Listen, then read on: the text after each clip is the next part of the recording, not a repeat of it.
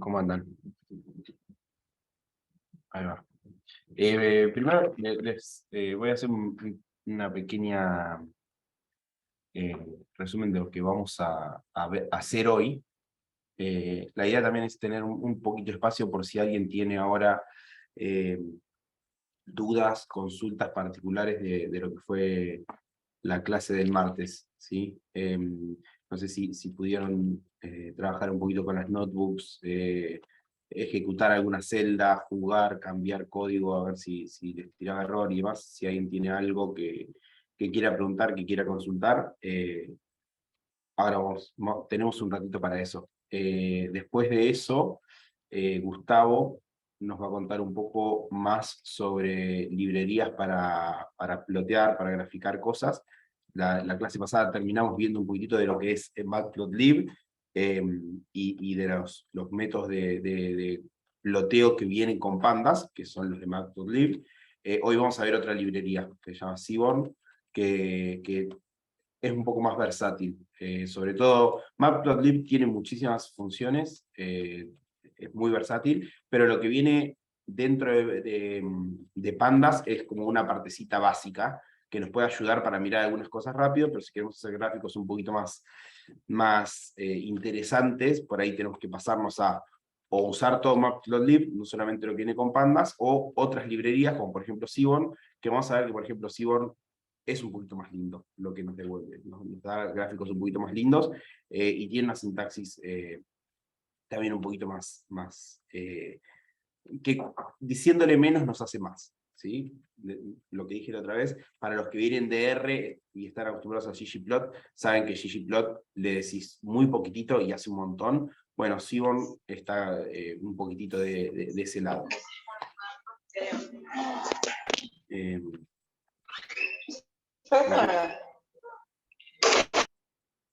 No. Bueno, y después de eso, esto va a ser, no sé, media hora tal vez, esta parte de Seaborn, y después la idea es que ustedes trabajen con unos datasets que les vamos a dar nosotros. Después les vamos a contar un poquitito más, pero tenemos 3 datasets, uno de un experimento cognitivo, uno de un experimento comportamental con ratones, y uno de un experimento de imaging de calcio. Algo más celular, digamos. Intentamos buscar como diferentes datasets de diferentes áreas de la neurociencia.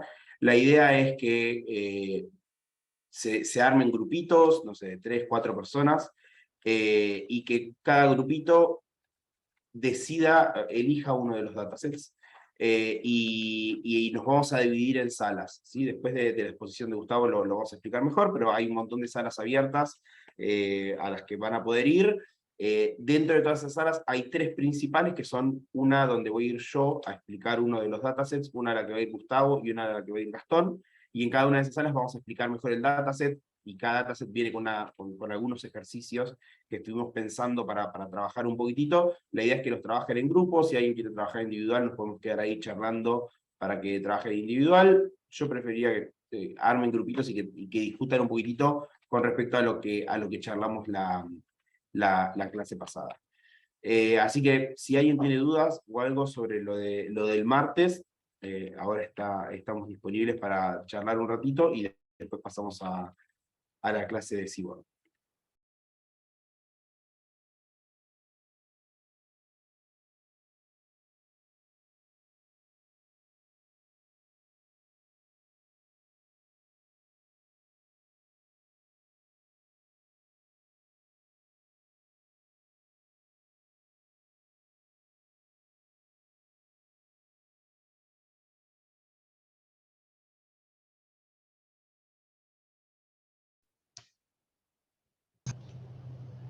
pudieron hacer una de las cosas de la notebook, alguien pudo estar toqueteando, mirando, borrando código, tirando errores, que es lo primero que uno tiene, ¿no? Cuando empieza a correr estas cosas, errores. Después vemos si tenemos resultados.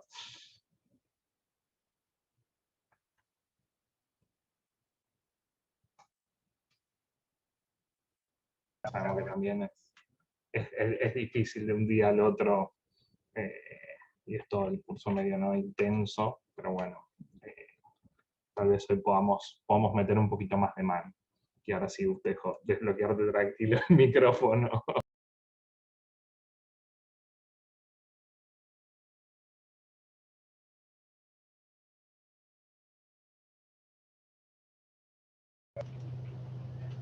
Bueno, si después les surge más adelante, igual nos preguntan, o en el momento que están en grupos y eso. Lo que decía Bruno de los grupos, que alguien preguntaba también en el chat, nosotros no los vamos a asignar particularmente, o sea, pueden hacer lo que quieran. O sea, decimos lo de organizarlo en principio en 3 grandes grupos para que elijan unos datasets y después, no sé, ya hicieron las cosas o quieren ver qué onda el otro, se pueden ir a otro grupo también, o sea, hay libertad para que hagan lo que quieran. Pero les queríamos presentar algunas cosas. Entonces, les voy a mostrar un poquito lo de Seaborn, si hay consultas. Cualquier cosa, consultan en cualquier momento. Voy a compartir pantalla.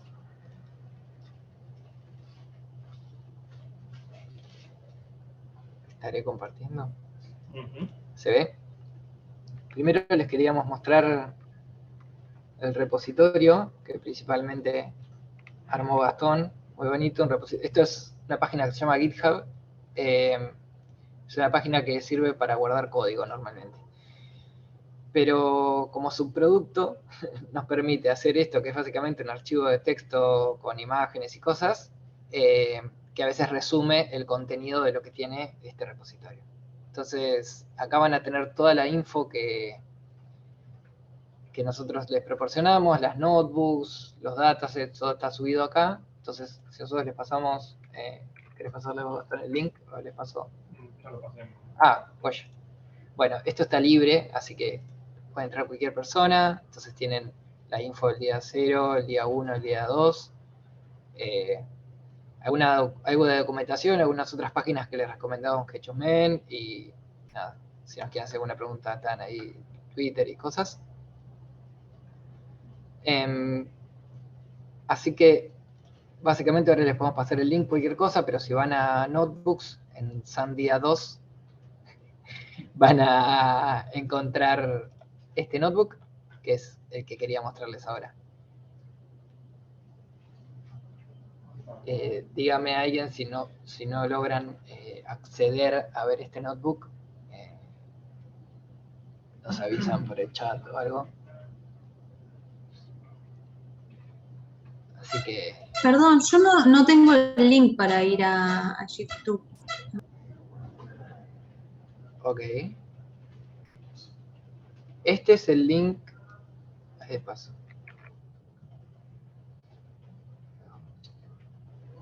El repo es ahí lo que mandó Gastón. Gracias. Y particularmente el notebook está, si ustedes van a esta carpetita que dice Notebooks, y acá en día 2, apretan ahí. También hay algo que está bueno para que ustedes puedan volver a utilizar esto puede tardar un cachito en cargar. Tienen este botón acá arriba que dice Open in Colab, no sé si se ve muy chiquito, que básicamente les va a abrir directamente esto en Google Colab con la cuenta de ustedes.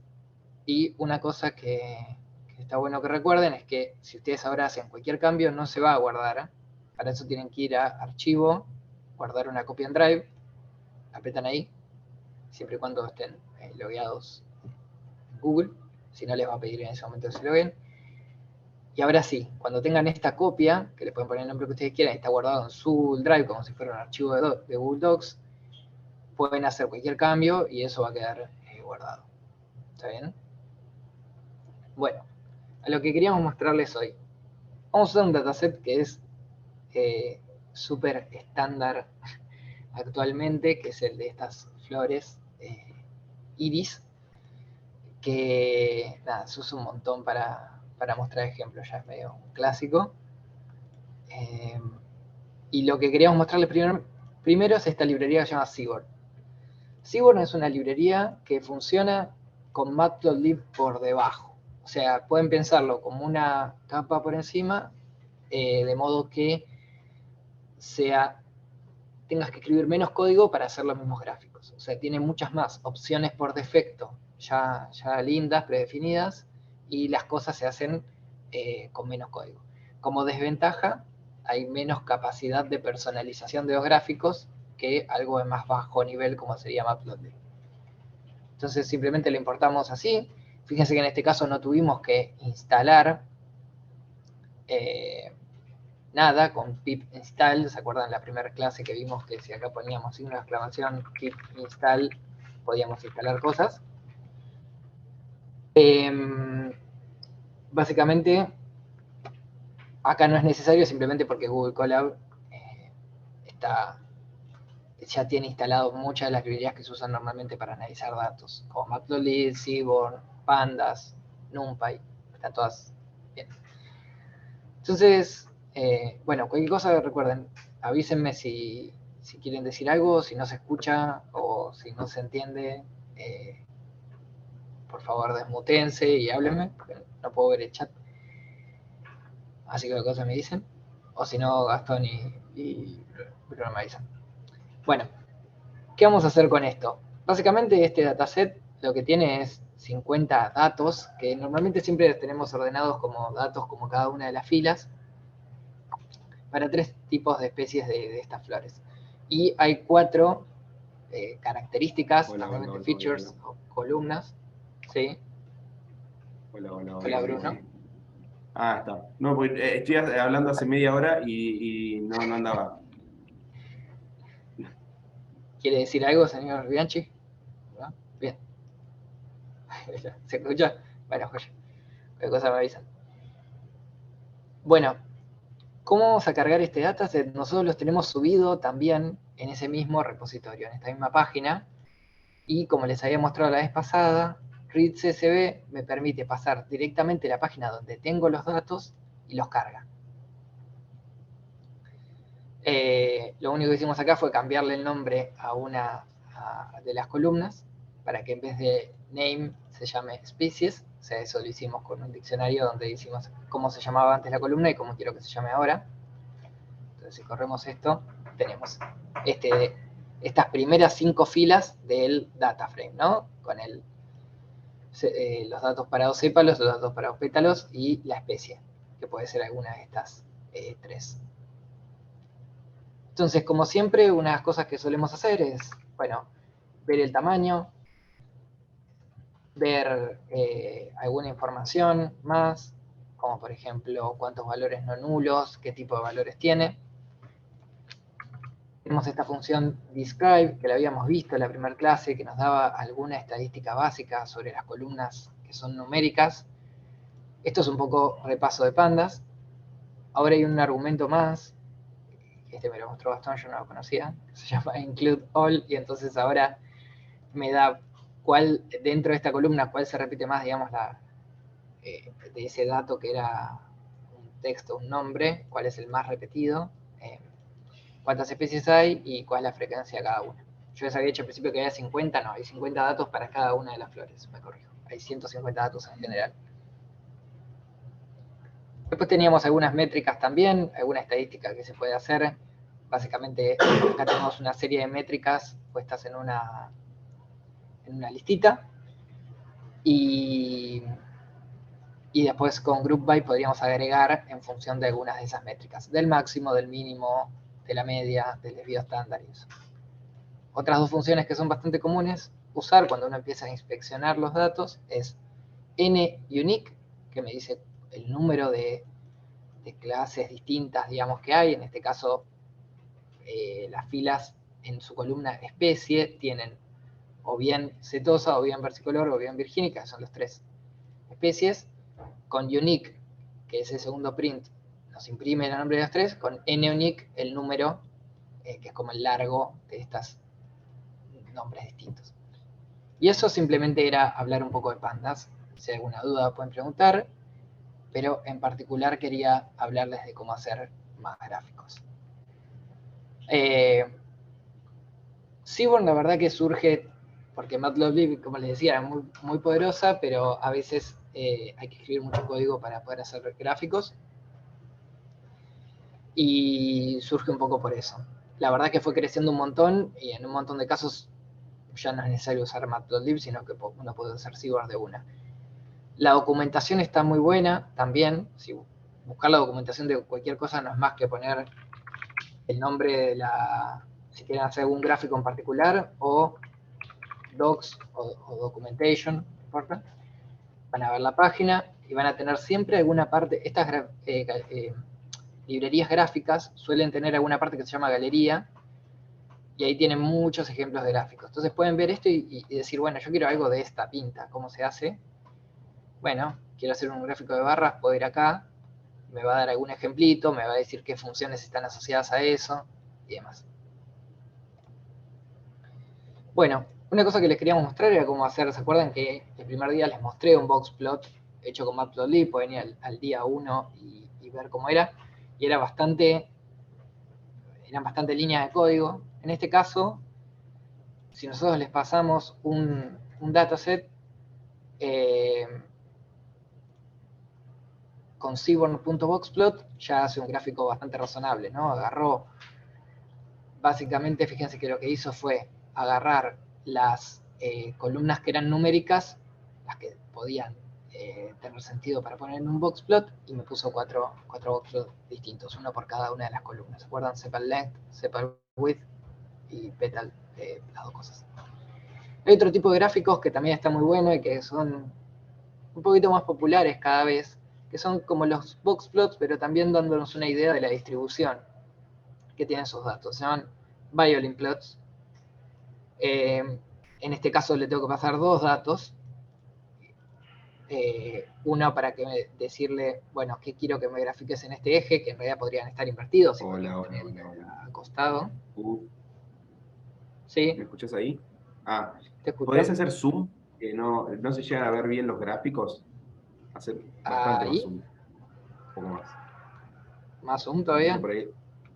Sí, ahí. No sé el resto Ok. cómo lo ve, pero yo tengo un monitor medio grande y ni siquiera no se llega a ver bien los ejes. Los demás, ¿qué onda? ¿Todo bien?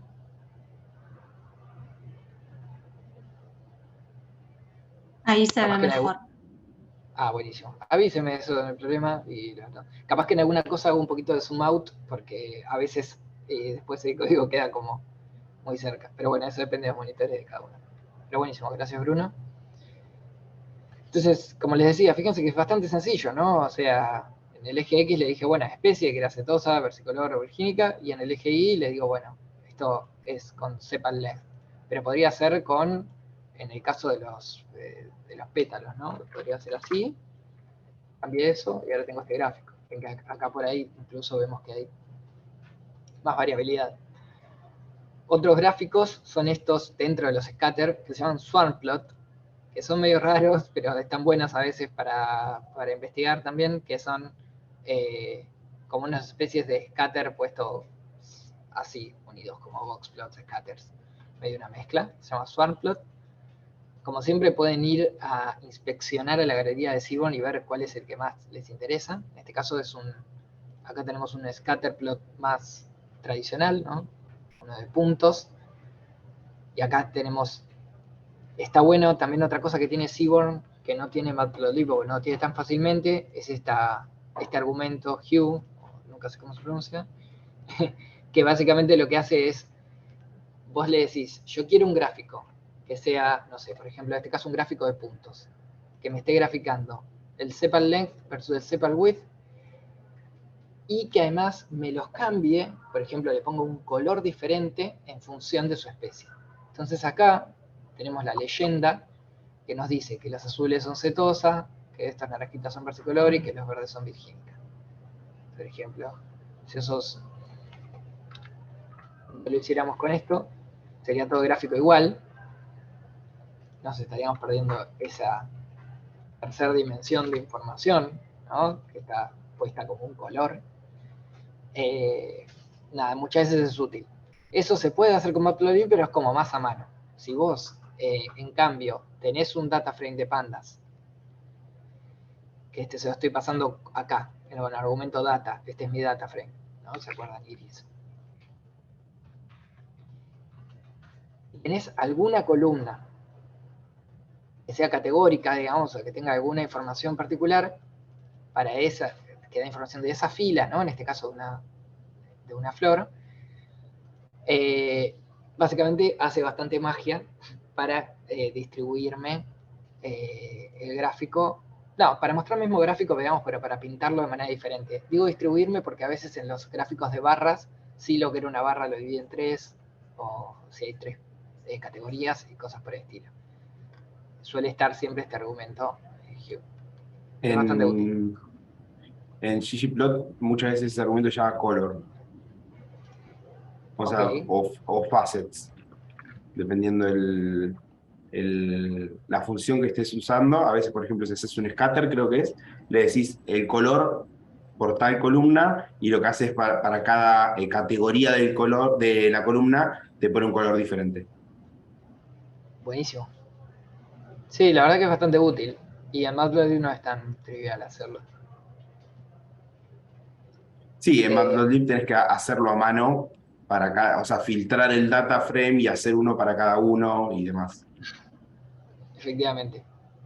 Fíjense que en algún punto lo que está haciendo es como dijo Bruno, ¿no? Acá está filtrando por especie y haciendo un gráfico para una de las especies, filtrando por otra, haciendo el gráfico para la otra, filtrando por la otra. Todo pasa, es transparente a nosotros. Después otra cosa que muchas veces hacemos es algún tipo de ciclo, como vimos en la clase pasada, ¿no? Como un ciclo for, donde vamos viendo cada una de las columnas y vamos haciendo algún gráfico. En este caso estamos usando, por un lado, Matplotlib, que nos permitía hacer subplots. Esto lo vimos en la primera clase, no importa que quede súper claro, pero básicamente le estamos diciendo cuántas filas y cuántas columnas. O sea, estamos diciendo, haceme gráficos que tengan una fila y 2 columnas. Entonces, 2, 2, 2. El tamaño y que compartan el eje X, esto podría estar o no. Y con Seaborn podríamos hacer un histograma o un violin plot. Entonces, lo que le decimos acá, fits como features o características, agarra todas, excepto, porque se imaginan que no estamos usando la columna especie.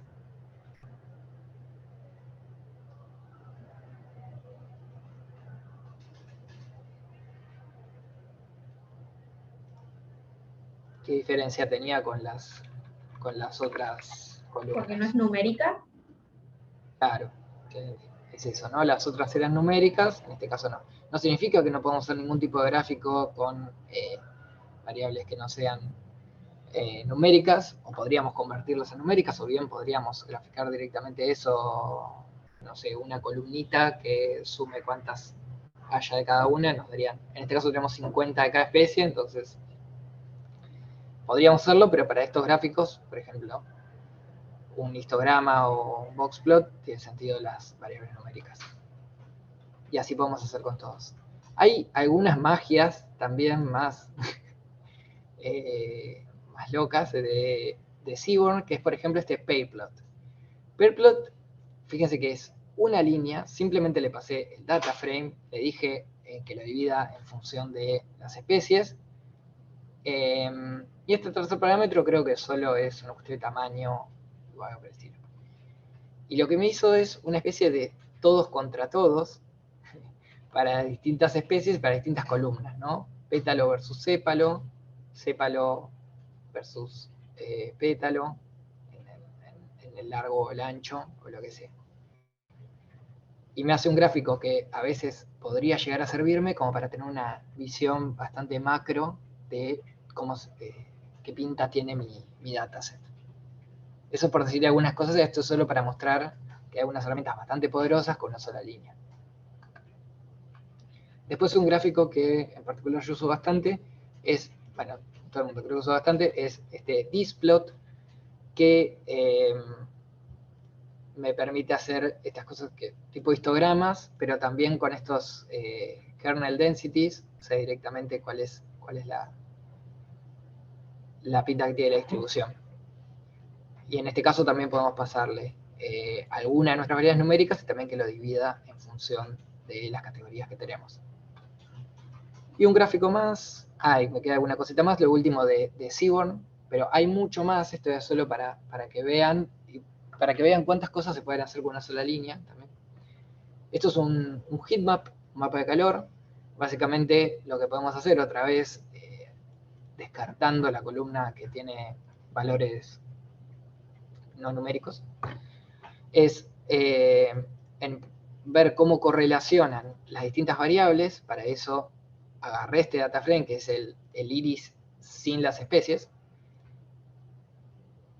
calculé la correlación simplemente como una función que tiene pandas, porque esto era un pandas data frame, le calculé la correlación y después le digo, graficame un heatmap. Entonces, de alguna manera podemos tener una idea de cómo correlacionan entre ellas.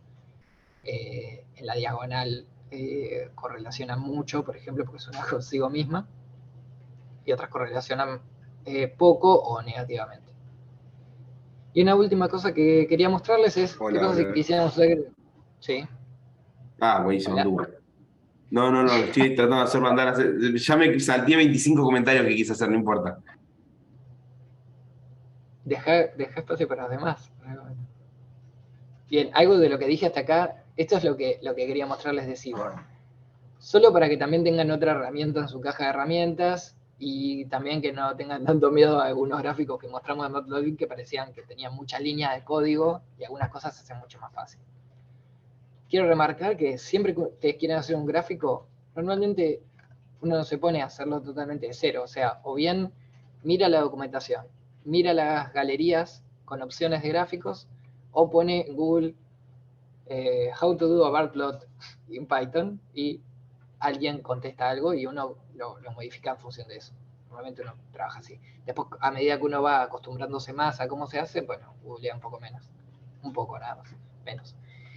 Y eso es lo que quería mostrarles de Seaborn. Ahora, normalmente no es tan común, porque no lo van a usar para una publicación científica, pero sí quizás para mostrar en algún contexto son los gráficos interactivos. ¿Qué quiere decir interactivo? Bueno, que tengo la información solo al pasar por encima, o puedo hacer zoom, por ejemplo. En este caso es extremadamente sencillo y por ahí no se aprecia el valor, pero en algunos casos poder evaluar mis datos con un gráfico interactivo puede ser muy útil. Por ejemplo, a mí me pasa en algunos casos que tengo muchos puntitos distribuidos en algunos experimentos que hago y hacer algún gráfico que me permita ver, pasar por encima con el mouse y ver qué valor de X e Y tiene ese puntito, podría ser de utilidad.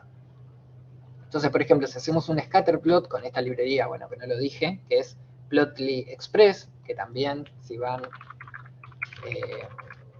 a la documentación,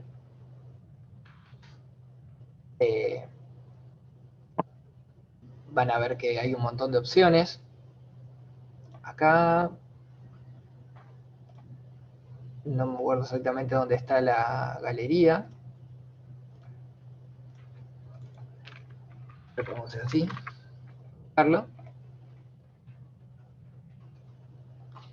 Van a ver que hay un montón de... Normalmente las librerías cada vez más tienen algo que se llaman Quick Reference, tiene algún Getting Started, que te dice, bueno, lo instalás de esta manera y ya con copiate esto que ya haces un grafiquito básico, como para salir de la hoja vacía, ¿no? De cuando uno empieza a hacer análisis y tener la hoja vacía.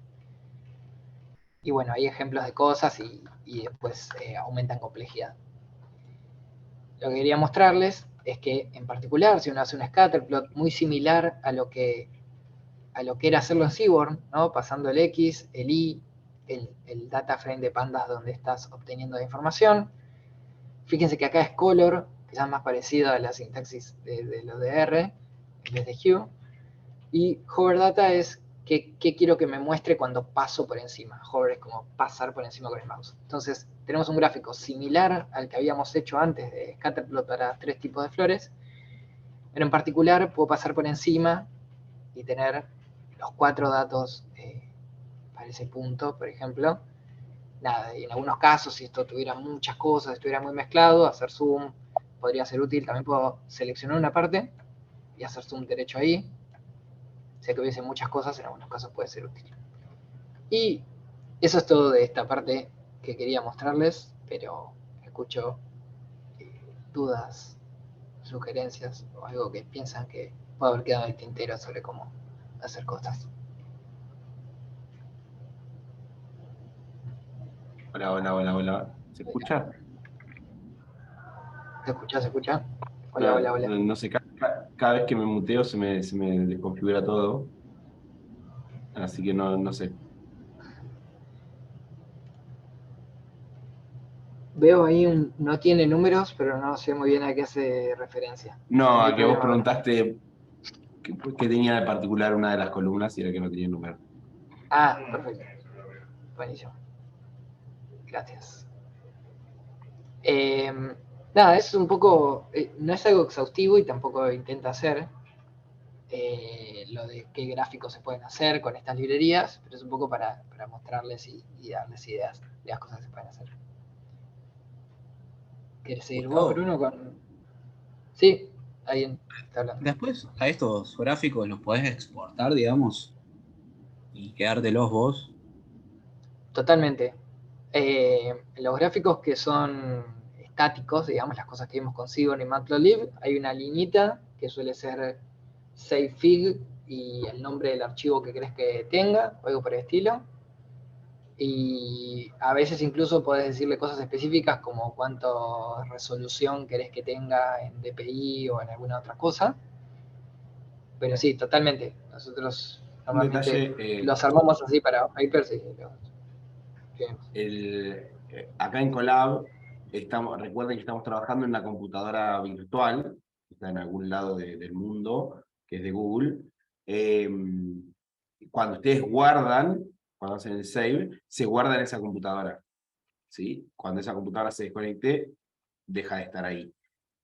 Una de las posibles soluciones es que monten una carpeta de Drive, como vimos la otra vez, montan su Drive y entonces en vez de guardar en la computadora, guardan en el Drive. Y se les guarda automáticamente en el Drive que tienen ustedes. No sé si desde Colab hay alguna forma de bajar a la computadora local un archivo sin hacer un screenshot, por ejemplo. No, básicamente como vos te lo guardas en ese gestor de archivos que está en Colab, vos ahí le podés dar doble clic, lo ves, Y descargar, claro. o le pones 3 botoncitos download y se puede bajar de ahí también. Sí, en el Colab del día anterior, al final de todo, hay unas líneas de cómo guardar. O sea que está, y ahí estaba viendo dónde está en la parte de la documentación, se llama SaveFig. Como les contaba que Seaborn funciona por encima de Matplotlib, a veces muchas de las funciones directamente se usan de Matplotlib. O sea, uno genera una figura con Seaborn, la guarda en una figura y usa una función que es igual a la de Matplotlib, que es savefig, y con eso guarda.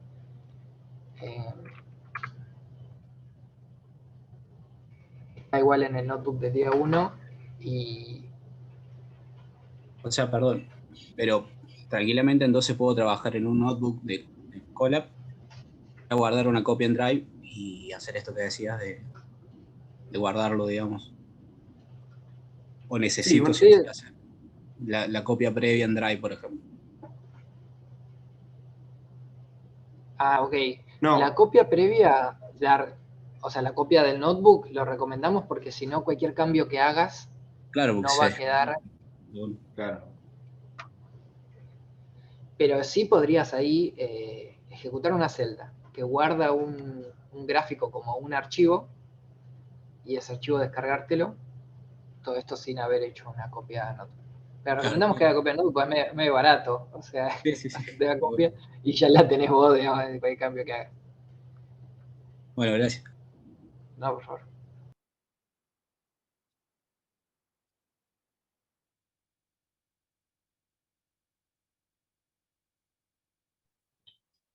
Bueno, sin ninguna duda más, Sí, parece que pasamos. arranquemos contando los Sí, paso. puntos. Te presento brevemente los tres datasets. Acá tengo un lío de ventanas.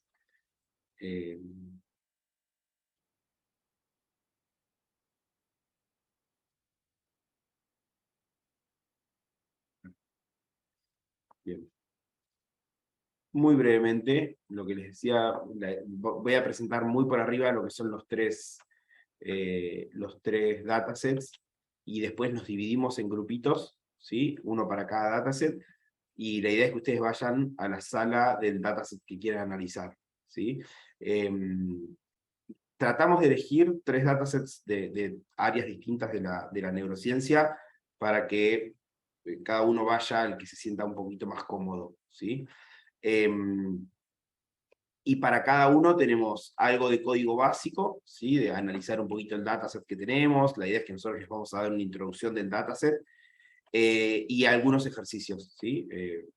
Yo voy a estar en este cognitivo de Attention Link, y nada, hay que, por ejemplo, generar algunas columnas a partir de las columnas que hay, ya vamos a ir viendo, ¿sí?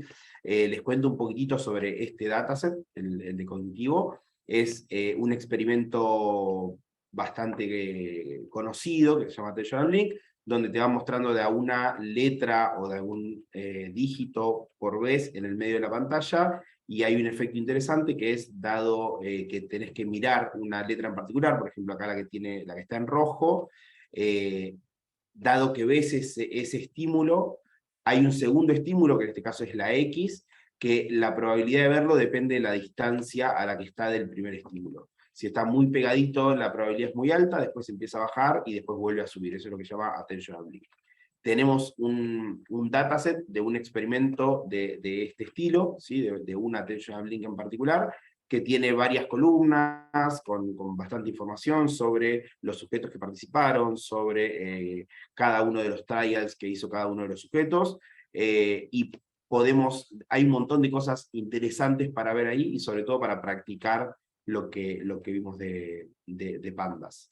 No sé si Gus querés presentar así muy brevemente, el de calcio.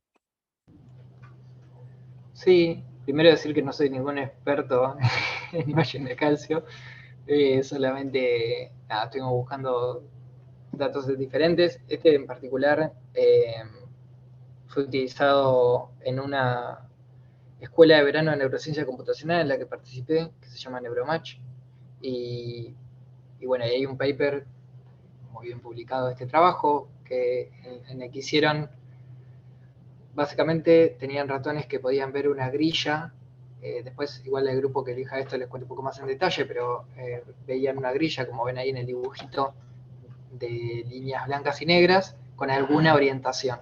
Y lo que hacían era evaluar qué células respondían cuando el animal estaba viendo alguna orientación en particular. Con eso hicieron un montón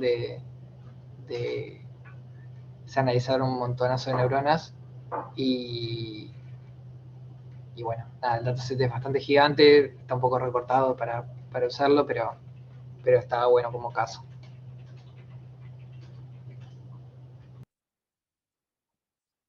Gastón, ¿querés presentar Bueno, el yo otro? cuento, dale. También medio con el mismo espíritu, utilizamos como esta escuela que contaba Gus, la verdad que tenía muy buen material y reutilizamos un poquito el material. En este caso, lo que tienen son videos donde ponen dos ratones juntos, donde uno es un ratón el que es el huésped, el que vive en esa jaula, y ponen un ratón nuevo, un intruso, y graban las interacciones sociales y las etiquetan. Entonces tienen un montón de datos de haber repetido este ensayo con distintos ratones, y también lo que van haciendo es traqueando también por software, van traqueando algunos puntos de interés, y nosotros vamos a trabajar con esos puntos de interés y a ver qué cositas podemos hacer con eso.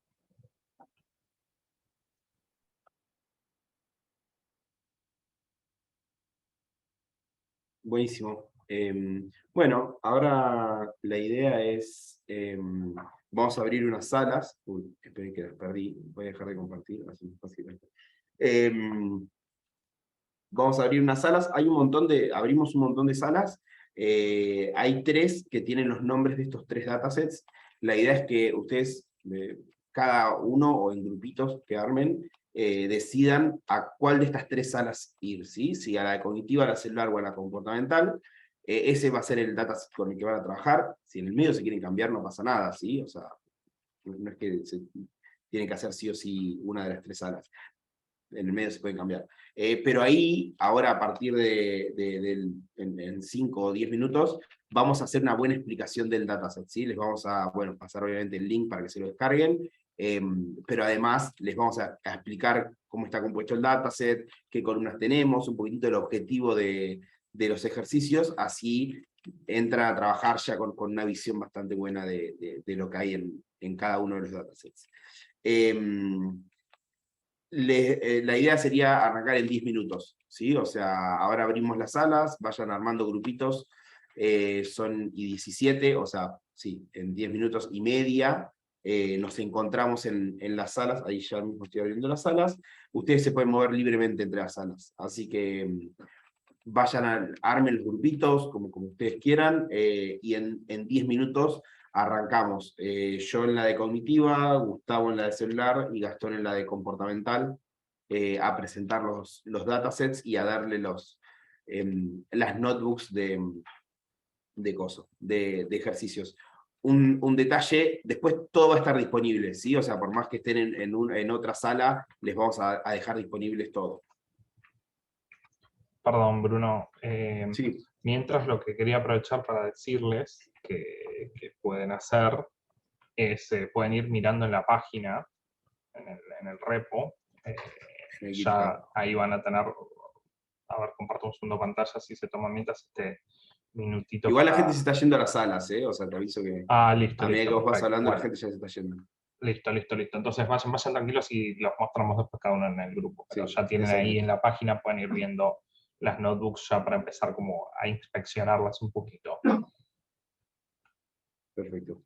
Así que bueno, en 10 arrancamos.